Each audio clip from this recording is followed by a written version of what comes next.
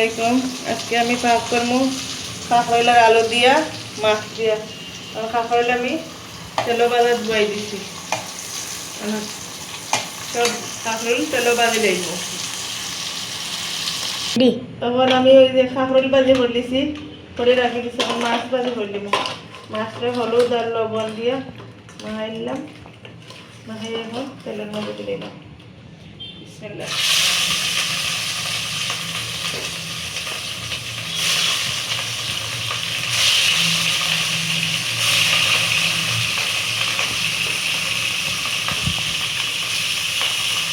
মাছ ভাজি হয়ে গেছে, মাছটা খাবেন এখন। মাছ ভাজি হয়ে গেছে, মাছ নামাই দিব, নামাই রাখি দিব।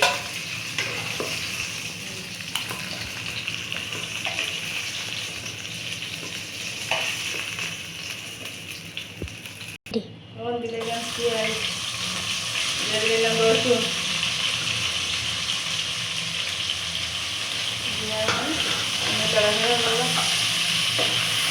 পেঁয়াজটা মরল। এখন দিলাম হলুদ গুঁড়া, তারপর দিলাম মশলার গুঁড়া,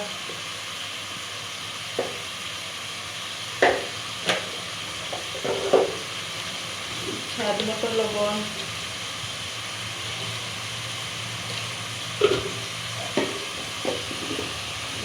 ধনিয়ার গুঁড়া এক চামচ। আমি ভালো করে নাড়ি দেব মশলার রেডি। মশলা মশানি হয়ে গেছে। এখন দিলাম আমি কাঁকরোলের আলু,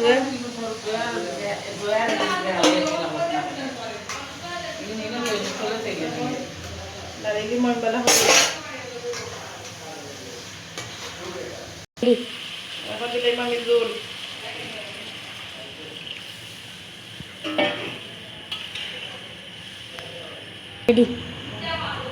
এখন আমার তরকারি হয়ে গেছে, বলক আইছে। এখন দিলাম মাছ দিয়া, দিলাম ধনিয়া পাতা,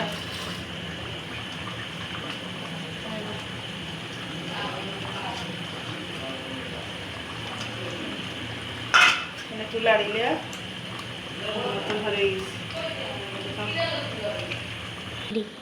এখন আমার তরকারি হয়ে গেছে, কাঁকরোল দিয়া আলু দিয়া মাছ দিয়া তরকারি। আপনারাও পাক করে খান যেন। আর ভিডিওটা ভালো লাগলে লাইক কমেন্ট করবা, চ্যানেলটা সাবস্ক্রাইব করবা। সবাই ভালো থাকুন।